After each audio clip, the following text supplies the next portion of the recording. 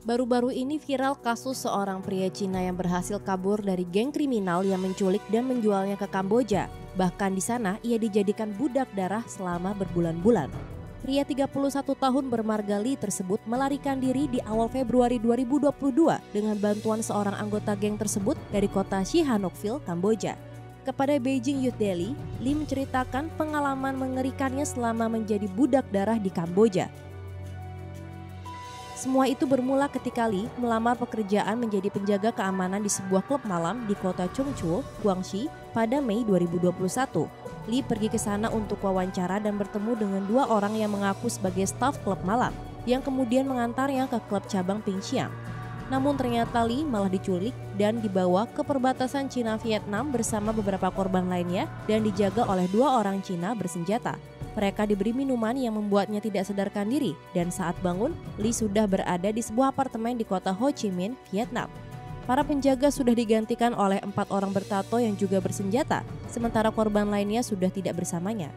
Dari Ho Chi Minh, Lee dibawa naik perahu kayu kecil selama 3 hari menuju kota Sihanoukville, Kamboja dan dijual ke geng kriminal lain seharga 265 juta rupiah.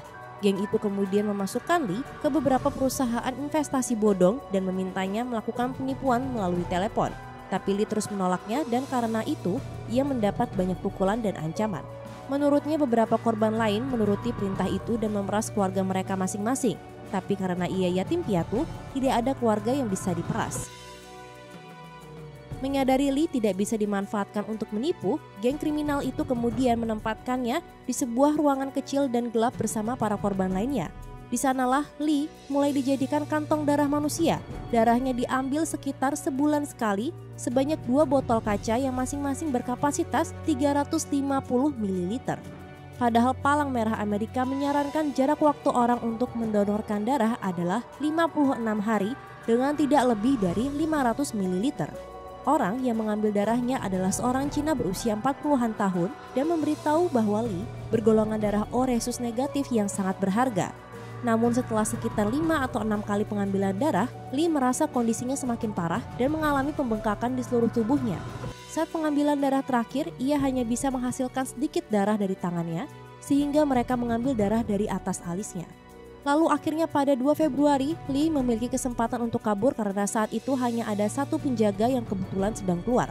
Ketika Lee berusaha untuk kabur, tiba-tiba ada seseorang yang menariknya ke dalam mobil dan ternyata itu adalah salah satu anggota geng.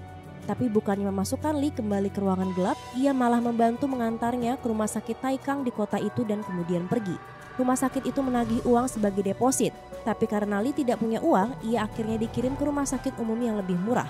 Setelah dirawat semalaman di rumah sakit umum, Lee menemukan agen perjalanan di internet dan menyewa mobil untuk membawanya ke ibu kota Kamboja. Pemilik agen perjalanan yang ternyata berasal dari Guangxi di Cina segera membawanya ke rumah sakit Cina Kamboja di Phnom Penh. Ketika sampai di sana pada 12 Februari, kondisi Lee sangat parah. Ia tidak bisa menggerakkan tubuhnya karena bengkak dan lemas, serta kaki kirinya lumpuh. Ia kemudian menerima transfusi darah, suplemen protein, dan larutan nutrisi setiap hari, serta cairan infus selama 8 jam sehari. Dan kini kondisi Lee dilaporkan telah membaik. Kakinya sudah memiliki sedikit kekuatan, dan bahkan sudah bisa berjalan secara perlahan.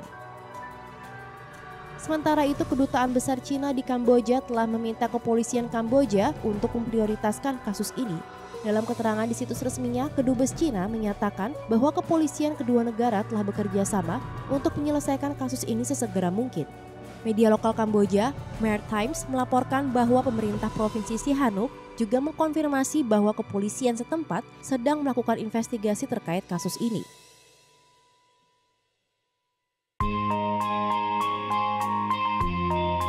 Seorang pria berusia 34 tahun yang menjadi korban penculikan dan dijual ke keluarga tanpa anak, akhirnya bertemu kembali dengan orang tua kandungnya setelah 32 tahun. Ia diculik pada 17 Oktober 1988. Saat itu Mao Yin berusia 2 tahun. Ia dan ayahnya, Mao Zhenjing, berjalan ke rumah dari tempat perawatan di kota Xi'an, Provinsi Shanxi. Saat itu, Mao Yin meminta minum pada ayahnya dan mereka pun berhenti di sebuah pintu masuk hotel. Ketika ayahnya akan pergi meninggalkan putranya sesaat untuk mengambil air, Mao Yin menghilang. Keluarganya segera menghubungi polisi dan melakukan upaya pencarian untuknya, namun tidak ada kabar. Selama 32 tahun, keluarga Mao Yin tidak pernah menyerah untuk mencari putranya dan memiliki harapan kuat bahwa mereka suatu hari akan bertemu. Ibunya, Li Jingxi, berhenti kerja dan mendedikasikan waktunya untuk mencari putranya dengan menempelkan poster di seluruh tempat. Mereka bahkan muncul di acara televisi seperti The X Factor untuk meminta bantuan kepada orang-orang, dan Li bergabung dengan organisasi Baby Come Back Home untuk membantu orang tua lain yang memiliki kisah yang sama dengannya. Menurut laporan media Cina, Li bahkan telah berhasil mempertemukan 29 keluarga dengan anak-anak mereka yang hilang. Dan akhirnya, doa kedua orang tua itu terjawab. Pada bulan lalu, polisi menerima sebuah petunjuk dari seorang pria di Sichuan, sekitar 1000 km dari Xi'an, telah mengadopsi seorang balita di waktu yang bersamaan ketika Mao Yin menghilang. Setelah melalui beberapa tes pengenalan wajah dan tes DNA, lalu membandingkan bagaimana wajah Mao Yin ketika ia berusia 34 tahun, membuktikan bahwa Li Jingxi dan Mao Zhenjing adalah orang tua kandungnya.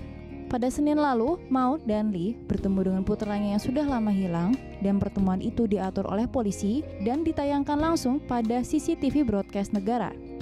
Dalam pertemuan itu, sang ibu menggenggam tangan putranya erat dan berkata, "Aku tidak akan membiarkannya meninggalkanku lagi."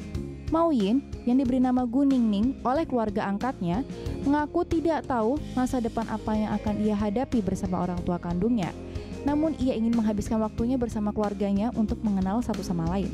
Sementara itu, investigasi terhadap kasus penculikan anak di tahun 1988 masih berlangsung. Polisi mengungkap bahwa Mao Yin dijual ke pasangan tanpa anak seharga 6.000 yuan atau senilai 12 juta rupiah. Belum ada informasi lebih lanjut mengenai keluarga angkatnya. Dilaporkan dari South China Morning Post, di tahun 2009, Kementerian Keamanan Publik Cina telah mengatur database DNA untuk melawan perdagangan manusia di Cina. Lebih dari 6.300 anak hilang telah ditemukan sejak database tersebut. Kemudian di tahun 2016, Kementerian meluncurkan program Reuni, sebuah sistem pelacak online yang telah membantu sebanyak 4.385 orang dari 4.467 laporan kehilangan anak, menurut Gong Xiyong, Direktur Deputi Biro Investigasi Kriminal dari Kementerian Keamanan Publik.